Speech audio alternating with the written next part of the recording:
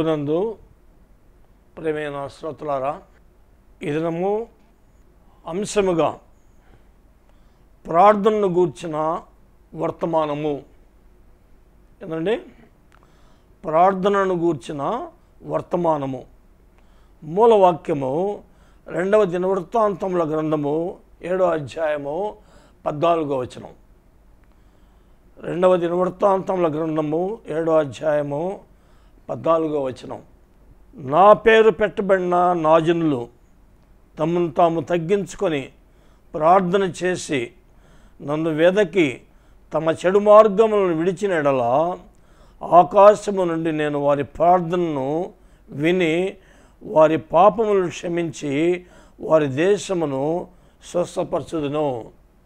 ప్రార్థన చేసుకుందామండి. మహాపరిశుద్ధుడైన మా ప్రియ పరలోకపు తండ్రి, మా కొరకు ఈ లోకానికి అవతరించిన యేసయ్య, మా మధ్య ఉన్నటువంటి ఆత్మస్వరూపి, ఎక్కడ 2 లేక 3 నా నామం పెట్టకూడి ఉంటారో వారి మధ్య ఉంటాన్ని వాగ్దానం చేసిన పరిశుద్ధాత్మ దేవుడా, ఆత్మస్వరూపి, అదృశ్యుడైన దేవుడా, వందనాలు, స్తోత్రాలు ప్రభువా. వాక్యం చెప్పుటకు నేను ఒట్టివాడిని, మట్టి కట్టాన్ని. నీ ఆత్మాభిషేకమునైనా నా మీద మా తండ్రి ఉంచండి. ఆత్మతో వాక్యం చెప్పేట్లు మా ప్రభా తలంపులు నడిపింపు జ్ఞానము ప్రేరేపణండి. మా ప్రభా మా తండ్రి వాక్య పరిచర్య వింటున్న శ్రోతల హృదయాలలో ఆత్మీయంగా మేలు పొందగలిగేట్లు మీరు క్రియ చేయండి నాయనా. మా తండ్రి, ఈ దినం మా ప్రభా ఈ వాక్యోపదేశం చేయుటకు స్పాన్సర్ ఆర్థికంగా మా ప్రభా సహకరించినటువంటి నా కుమారుడు విజయశేఖర్ను, హేమలతను, కుమార్తె నా మనవరాలు షనయాను జ్ఞాపకం చేసుకొని దీవించయ్యా. షనయాను భవిష్యత్తులో దీవించి ఉన్నతమైన చదువుటకు కృప చూపించండి. ఈ ఛానల్ చైర్పర్సన్ బన్నబాస్ గారిని, మా ప్రభా మా తండ్రి, ఈ ఛానల్ నడిపిస్తున్నటువంటి టెక్నీషియన్ తమ్ముడు మహేష్ను మా ప్రభా దీవించి ఆశీర్వదించయ్యా. యేసయ్యా, మా శ్రోతల యొక్క కుటుంబాలలో మారు మనసు లేని వాళ్ళకు మారు మనసు, రక్షణ లేని వారి రక్షణ ఏంటి నాయన. అనారోగ్యంగా ఉన్న వాళ్ళని ముఖ్యంగా స్వస్థపరచండి. సమాధానం లేని కుటుంబాల్లో సమాధానం ఏంటి, శాంతి సమాధానం ప్రతి కుటుంబాలు అనుగ్రహించి నీ రాకడ కొరకు ఎత్తబడే గుంపులో ఉండేట్లుగా సిద్ధపరచండి నాయన. యేసయ్య, శ్రోతల యొక్క కుటుంబాల్లో చదువుకుంటున్న బిడ్డలను చదువులో దీవించి నిరుద్యోగులకు ఉద్యోగాలు ఏంటి, వివాహం కావలసిన వాళ్లకు, సంతానం లేని వాళ్లకు సంతానం ఇచ్చి మీరే మహిమ ఘనత ప్రభావాలు పొందమని. మీ కార్యములు జరుగుతున్నప్పుడు సాతాను అదృశ్యంగా అంతరాన్ని కలిగించేదానికి ప్రయత్నిస్తుంటాడు. సాతాను క్రియలు సర్వశక్తి కలిగినటువంటి నజరుడైన యేసు నామములో గద్దిస్తుండగా బంధించి మీ సన్నిధికి నుంచి నన్ను నడిపించమని నన్ను వాడుకోమని యేసు నామమున వేడుకొంచున్నాం తండ్రి, ఆమెన్. ప్రియమైనటువంటి మా శ్రోతలారా, మీరందరూ బాగున్నారు కదండి. బైబిల్ చదవని వాళ్ళు ఈ నూతన సంవత్సరం నుంచి అన్న చదవండి. లోతైన ప్రార్థనా జీవితం లేని వాళ్ళు ప్రార్థన కలిగి జీవించండి. మీకు మీ కుటుంబాలకు మంచిది. దేవుడు ఆయన కృపలో మిమ్మల్ని నడిపిస్తాడు. మరి ఈ దినము ఇందాక మనం చదువుకున్నాం కదండి. మూలవాక్యము 2వ దినవృత్తాంతముల గ్రంథం 7వ అధ్యాయం 14వ వచనంలో, నా పేరు పెట్టబడ్డ నా జనులు. ఆ పాత నిబంధన కాలంలో 2వ దినవృత్తాంతంలో అంటే అది పాత నిబంధన కాలంలో ఇశ్రాయేలు గురించి రాయబడిన మాట. అయితే ఇప్పుడు మనము ఆత్మీయమైనటువంటి ఇశ్రాయేలుము అని ఒక దైవజనుడు ఈ మాట అన్నాడు. క్రైస్తవులమైనటువంటి మనం ఏమండి, నా పేరు పెట్టబడిన నా జనులు అంటే క్రైస్తవులమైనటువంటి మనం తమను తాము తగ్గించుకోవాలా. ఏం చేయాలండి? మనం తమను తాము తగ్గించుకొని ప్రార్థన చేసి నన్ను వెదకి తమ చెడు మార్గములను విడిచిన ఎడల ఆకాశము నుండి నేను వారి ప్రార్థన విని వారి పాపములు క్షమించి వారి దేశమును స్వస్థపరచుదును. దేవుడికి స్తోత్రం కలుగునుగాక. దేవుడు ఇదనో మన యొక్క అంశం ప్రార్థన గురించిన వర్తమానం ఇందా చెప్పాను కదండి.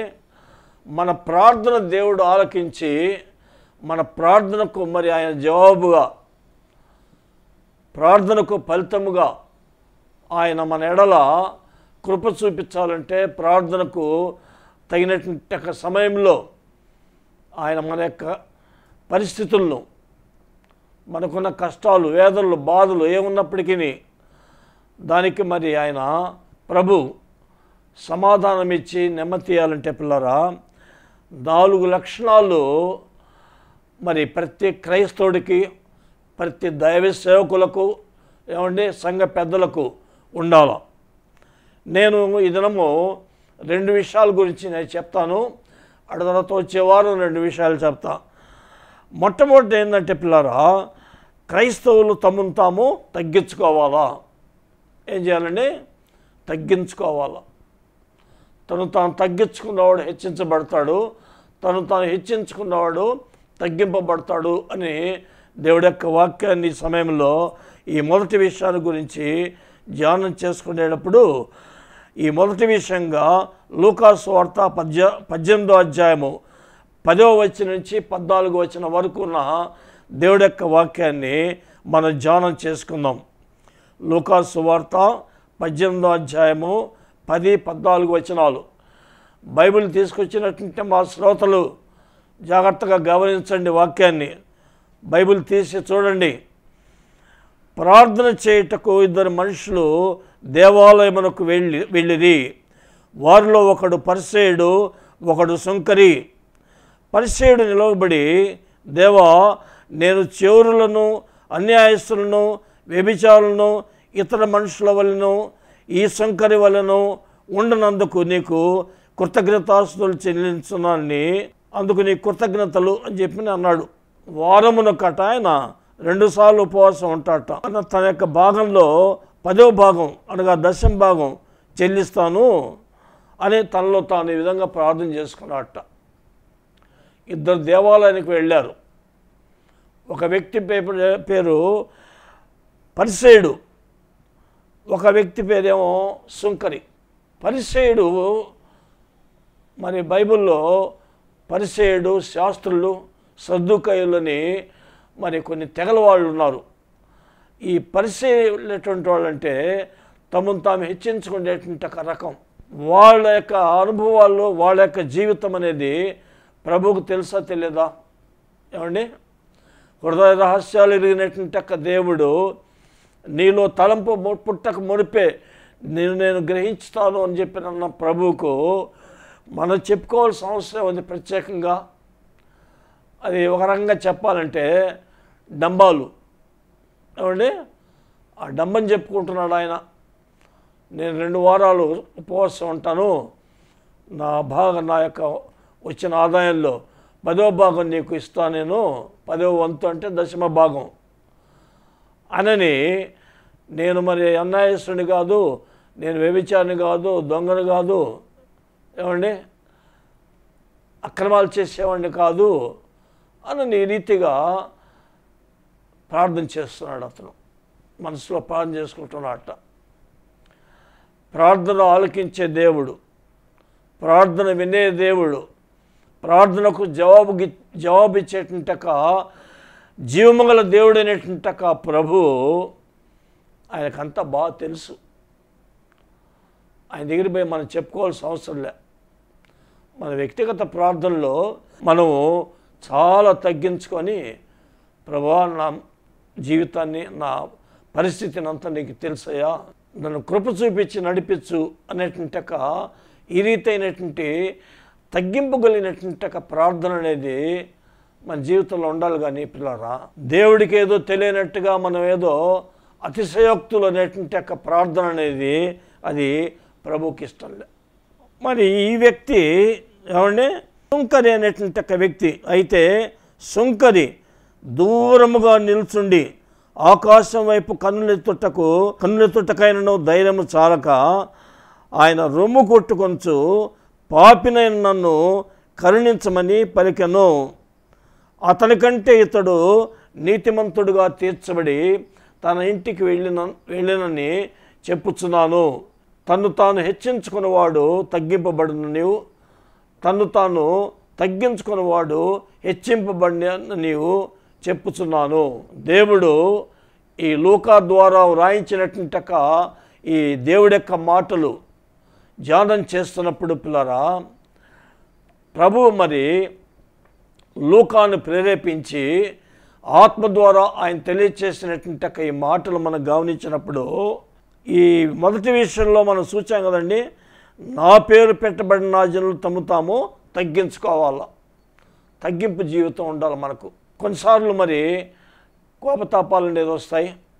మనం ఏదైనా ఒకవేళ దుడుగుబడి మాట్లాడినప్పటికీ అటు తర్వాత మళ్ళీ ప్రభు దగ్గరికి వచ్చి క్షమాపణ చెప్పుకొని మనం, ప్రభా నేను ఈ విషయంలో చిన్న పొరపాటు చేశాయా, నన్ను క్షమించు, నీ రక్తంతో కడిగి నన్ను మళ్ళా ఆత్మీయంగా నడిపించని దేవుడి దగ్గర వేడుకొని ప్రభు మరి ఆయన కృపకు మనము పాత్రలమయ్యేదానికి, అతిక్రమములు దాచిపెట్టేవాడు వర్ధిల్లడు, ఒప్పుకొని విడిచిపెట్టేవాడు కనికరింపబడతాడు. అది చిన్న విషయమైనా పెద్ద విషయమైనా, నేరాలు ఘోరాలు చేయకపోయినప్పటికీ నీ పిల్లరా, మన జీవితంలో ఒకవేళ కోపం అనేది కొన్నిసార్లు వస్తుంటుంది. అయితే దేవుడి వాక్యంలో దానికి సమాధానం ఉంది. బైబిల్ రెండంచులు వాడిన ఖడ్గం, కోపపడి పాపం చేయవద్దు. కొన్నిసార్లు మరి కొన్ని పరిస్థితుల్లో చాలా బాధాకరమైనటువంటి పరిస్థితులు కొన్ని సంఘాలు నేను సూచించినప్పుడు నా విషయం చెప్పుకుంటున్నా, కోపబడినటువంటి సందర్భాలు కూడా ఉన్నాయి. అయితే అటు తర్వాత నేను వారితో సారీ చెప్పుకునేటువంటి సందర్భాలు కూడా ఉన్నాయి. ప్రభు దగ్గర మరి మళ్ళా నా బలహీనతలు ఒప్పుకొని, అయితే ఒక సంతోషం ఏంటంటే కోపడి నేను పాపం చేసేవాడిని కాదు. ఏదైనా పక్కన ఏదైనా ఉంటే దాన్ని తీసుకుని కొట్టి వాడు తలకాయ బయలుపోయి వాడు అక్కడ పుట్టుకమని చచ్చిపోయాడు అనుకోండి, అది పాపం. అట్ట కాకుండా పిల్లరా, మానవులు అన్న తర్వాత మనకు కొన్నిసార్లు కొన్ని ఆవేశాలు, కోపతాపాలు కూడా రావచ్చు. ఎందుకంటే మనం మానవులం. ఒక మాట నేను ఈ సమయంలో ప్రభుత్వం పోల్చుకోవటం కాదు, రోకలో మారుస్తున్నటువంటి దేవాలయంలో యేసు ప్రభు కూడా కోపపడ్డాడు. ఆయన కోపపడ్డాడని చెప్పి నేను కోపపడటం, మరి అందరూ కూడా కోపపడటం అనేది వాక్యక్రమం కాదు. ఆ విధంగా మరి మన జీవితంలో మళ్ళా మనం చేసినటువంటి చిన్న పొరపాటైనా ప్రభు దగ్గరికి వచ్చి పశ్చాత్తాపడితే ఏమండి, దేవుడు మెచ్చుకుంటాడు. దేవుడికి స్తోత్రం. దేవుడు ఇష్టపడతాడు మన ప్రార్థన. ఈ సుంకరైనటువంటి వ్యక్తి ఆ దేవాలయానికి వచ్చి, ప్రభువా కన్నులెత్తి చూచేదానికి కూడా మరి నేను యోగ్యుడను కానయ్యా, ధైర్యం లేక మందిరానికి వచ్చి ఈ విధంగా ఆయన ప్రార్థన చేశాడు, పాపినైన నన్ను కరుణించయ్యా, నా ప్రార్థన ఆలకించయ్యా అని సుంకరి ఈ విధంగా ప్రార్థన చేసినప్పుడు పిల్లరా, దేవుడు చెప్పినటువంటి మాట ఏంటంటే, తన్ను తాను తగ్గించుకున్నవాడు హెచ్చించబడును అనేటువంటి మాట సుంకరి జీవితంలో మరి జరిగినట్లుగా దేవుడి యొక్క వాక్యంలో మనం ధ్యానం చేస్తున్నాం. దేవుడికి స్తోత్రం కలుగునుగాక. అందుచేత పిల్లారా, మన ప్రార్థన దేవుడు వినాలంటే, ఏమండి, మన దేశాన్ని బాగు చేయాలంటే, మనల్ని మరి స్వస్థపరచాలంటే, స్వస్థత అంటే కేవలం మరి జబ్బే కాదు, మన బుద్ధులు బాగాలేకుండా, మన క్రియలు బాగాలేకుండా, ఇది స్వస్థత అంటే బాగు చేయటం. ఆత్మీయంగా దీని విధంగా ధ్యానించుకున్నప్పుడు, మనల్ని బాగు చేసినప్పుడు, మన పాపాలు క్షమించే మనల్ని నడిపించాలంటే పిల్లారా, మనకు ఈ విధమైనటువంటి సుంకరి ప్రార్థన అనేది అవసరమని దేవుడి యొక్క వాక్యాల్లో మనం గమనిస్తున్నాం. ఆంధ్ర క్రైస్తవ కీర్తన పుస్తకంలో ఒక పాట ఉంది, ప్రార్థన వినేడి పావనుడా, ప్రార్థన మాకు నేర్పుమయ్యా. సుంకరి ప్రార్థన నేర్పుమయ్యా, ప్రార్థన వినేడి పావనుడా, ప్రార్థన మాకు నేర్పుమయ్యా. సుంకరి ప్రార్థన, ప్రభు దగ్గర మనం ప్రార్థన చేసుకుని ఆ విధమైనటువంటి అనుభవంలో మమ్మల్ని నడిపించని మనం దేవుడి దగ్గర వేడుకుంటే దేవుడు మనల్ని హెచ్చిస్తాడు. దేవుడికి స్తోత్రం కలుగును గాక. ఇంకా రెండో విషయాన్ని గురించి మనం ధ్యానించుకున్నట్టయితే పిల్లరా, ఇర్మియా గ్రంథము 29వ అధ్యాయం 12వ వచనం. ఇర్మియా గ్రంథము 29వ అధ్యాయము 12వ వచనం. మీరు నాకు మొరపెట్టుదురేని, మీరు నాకు ప్రార్థన చేయుచూతురేని, నేను మీ మనవి ఆలకింతును. ఇర్మియా ద్వారా దేవుడు తన ప్రజలకు, ఆయన పేరు పెట్టబడినటువంటి జనులకు ఇర్మియా ద్వారా దేవుడు మాట్లాడినటువంటి ఈ మాటలు మనం గమనిస్తే, ఆయనకు మొరపెట్టి ప్రార్థన చేస్తే, ప్రార్థన చేయుచూ ఉత్తరేని నేను మీ మనవి ఆలకింతును. దేవుడికి స్తోత్రం కలుగును కాక. మొర ఆయన ఆలకించే దేవుడని ఇక్కడ అర్థమవుతుంది. మరి పిల్లరా, ప్రార్థన చేయుచూ ఉత్తరని అనేటువంటి మాట ధ్యానించినప్పుడు నాకు ప్రభు ఇచ్చిన తలంపు ఏంటంటే, అంటే కొంతకాలం ప్రార్థన చేయంగా మనం అర్థం చేసుకోవచ్చు ఆత్మీయంగా. ఎందుకంటే ఈ లోపల మన ఏదైనా అహంభావము, అతిశయాలు, ఏదైనా మరి చిన్న పొన్న పొరపాట్లు, ఏదైనా పాపాలు, దేవుడికి అయిష్టమైనటువంటి జీవితం ఉంటే, ఈ ప్రార్థన చేస్తూ ఉంటే పరిశుద్ధాత్మ దేవుడు మనల్ని బలపరుస్తాడు, కృప చూపిస్తాడు. దేవుడికి స్తోత్రం కలుగును గాక. ఈ ప్రార్థన అనేటువంటి విషయాన్ని గురించి ధ్యానిస్తే పిల్లరా, ఇది చాలా మరి సమయం తీసుకుంటుంది. అయితే కొన్ని విషయాలు క్లుప్తంగా చెప్తా. ప్రార్థన అంటే దైవజనుడైనటువంటి డీజేఎస్ దినకర్ గారు ఒక మాట అన్నారు, prayers go up, blessings come down అన్నాడు ఆయన. మన ప్రార్థనలంతా పైకి పోతాయి, అక్కడి నుంచి మనకు బ్లెస్సింగ్స్, ఆశీర్వాదాలు వస్తాయట. దేవుడికి స్తోత్రం కలుగును గాక. ఇంకో దైవజనుడు ఏమన్నా అంటే, prayer can kill the sin. ఆ పాప జీవితాన్ని ప్రార్థన వల్ల చంపుకోవడానికి అవకాశం ఉంది, కానీ మానవుడు స్వతహాగా వాళ్ళ పాపాలు వాళ్ళు తీసేసుకోలేరు, వాళ్ళు ఉన్నటువంటి బలహీనతలు వాళ్ళు తీసేసుకోలేరు.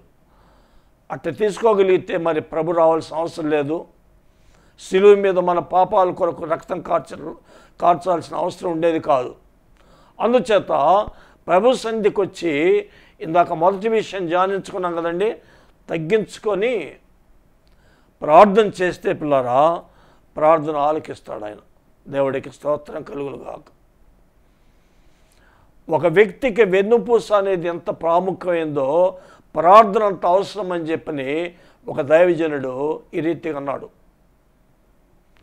ఏమండి, ఇంకొక దైవజనుడు ఏమన్నా అంటే, గాలి విడిచి గాలి పీల్చుకోవటం అనేటువంటిది స్తంభించినప్పుడు మానవుడు మరి మరణిస్తాడు. ప్రార్థన అనేటువంటిది మరి మనం చేయటం అనేది గాలి పీల్చుకొని గాలి విడవటం అనేటువంటి దానికి మరి చిహ్నము అని ఒక దైవజనుడి రీతిగా అన్నాడు. దేవుడికి స్తోత్రం కలుగును గాక. సాధు సుందర్ సింగ్ అనేటువంటి గొప్ప దైవజనుడు ఒక మాట అన్నాడు, ఒక వ్యక్తి ఆత్మీయతలో ఎదగాలంటే, పడిపోయినటువంటి వ్యక్తి, అది పాపంలో కావచ్చు, లేకపోతే ఆత్మీయ బలహీనతల్లో కావచ్చు, బైబిల్ ప్రార్థన అనేది రెండు ఉండాలా. పక్షి ఏ రీతిగా మరి రెక్కలు అట్లా అంటుంటే పైకి పోతుందో, బైబిల్ ప్రార్థన అనేది ఉంటేనే ఆత్మీయ జీవితంలో మనం ఎదగలుగుతాం. పడిపోయిన వాళ్ళు కానీ, చెడిపోయిన వాళ్ళు కానీ, ఆ ప్రార్థనా శక్తి వల్ల మనం మరి చక్కగా మళ్ళీ కోలుకుంటాం. ఏమండి, బైబిల్ చదవటం వల్ల దేవుడు మనతో మాట్లాడటం, ప్రార్థన చేయటం అంటే మనం దేవుడితో మాట్లాడటం. అందుచేత పిల్లారా, ఈ వాక్య ఉపదేశం చేసుకుంటున్నటువంటి మనం ప్రార్థన అనేటువంటిది ఉచ్ఛ్వాస నిశ్వాస అనేటువంటిది లేనప్పుడు ఏ విధంగా మరి ఒక వ్యక్తి మరి మరణిస్తాడో ఆత్మీయంగా మరణిస్తారు క్రైస్తవులు. ఈ విధమైనటువంటి ఆత్మీయమైనటువంటి అనుభవాలు చెప్పిన గొప్ప దైవజనుల యొక్క అనుభవాలలోంచి వాళ్ళు రాసినటువంటి మాటలు. అందుచేత మరి ఈ సమయంలో ప్రియ దేవుడు వాక్యం వింటున్న శ్రోతలారా, ఈ 2 లక్షణాలు మనం కలిగి జీవించడం అనేది మనము మన పాపాలు క్షమించబడేదానికి, ఏమండి, మన ప్రార్థన దేవుడు వినేదానికి, మన దేశాన్ని బాగు చేస్తాడట ఆయన.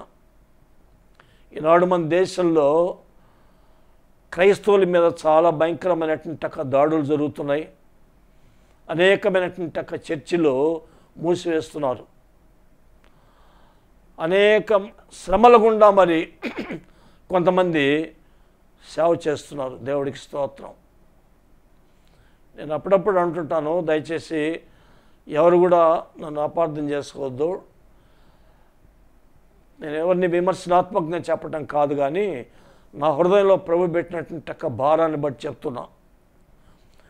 సంఘాలలో దేవుడు చాలా కృప చూపిస్తున్నాడు.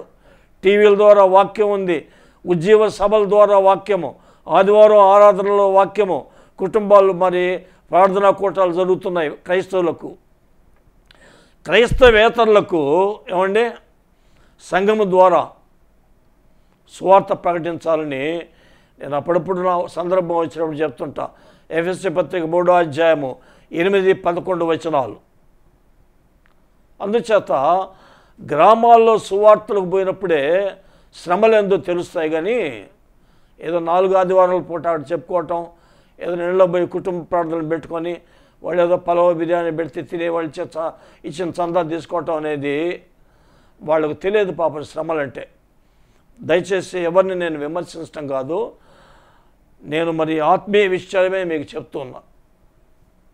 ఈనాడు కొంతమంది పాస్టర్లు, అందరి గురించి నేను చెప్పను, సరైనటువంటి మరి ప్రార్థన జీవితం అనేది కొద్దిగా ఉంటుంది. ఏమండి, గ్రామాలకు మనం వెళ్ళి సువార్త చెప్దాము, అనేక అన్య జనాంగాన్ని ప్రభు తట్టు మనం తిప్పుదాం ప్రార్థన శక్తి ద్వారా అనేటువంటి ఉద్దేశాలు కొంతమందిలో లేవు. నా అనుభవంలో గ్రహించిన సత్యం చెప్తున్నా. దయచేసి అటువంటి వాళ్ళు ఈ 2025 నుంచి అందాం, ఏమండి, నెలలో 4 గ్రామాలు, వారి మధ్యలో ఒక్కరోజు ఒక ఆత్మీయమైనటువంటి బృందాన్ని తీసుకొని వెళ్ళండి. అక్కడ ఏదైనా మరి ఒకవేళ మతోన్మాదులు మన మీదకి వస్తే ప్రార్థన చేద్దాం. బర్నబాస్ గారు కూడా అంటున్నారు, క్రైస్తవుల మీద దాడులు జరుగుతున్నాయి అని ఒక వేదంతో ఆయన మాట్లాడి, బైబిల్ తీసుకుందాం, ప్రార్థన చేద్దాం, జనాలు గుంపుగా పోవాలా అనేటువంటి ఒక మాట మరి నిన్న తెలుగు బాప్టిస్ట్ చర్చిలో ఒక మీటింగ్ జరిగితే ఆయన ఈ విధంగా అన్నాడు. నాకు చాలా సంతోషమైంది. ఎందుకనంటే మరి దైవ సేవకులు ఉండేటువంటి వాళ్లకు ఏమండి కొంతమందికి ఆ విధమైనటువంటి భారం లేదని నేను ఖచ్చితంగా చెప్పగలుగుతా. అనుభవంలో సేవ అనుభవంలో గ్రహించిన విషయాలు అవి. అందుచేత మరి మనం ప్రార్థన చేసుకొని ఏమండి ప్రార్థనా శక్తితో దేవుడి కొరకు కేవలం క్రైస్తవుల మధ్య కాదు. ఒక ఆయన అన్నాడు, కూడిపెట్టినోడికి కూడిపెట్టినట్టుందా ఈ దినాలలో, ఆకలి ఉండేవాడికి గంజి పోసినా కూడా మరి వాళ్లకు ఎంతో తృప్తిగా ఉంటుంది. అంటే ఆత్మీయ ఆహారం, ఆత్మీయమైన దప్పిదాహాలు ఈ దినాల్లో మరి చాలామంది కలిగి ఉన్నారు.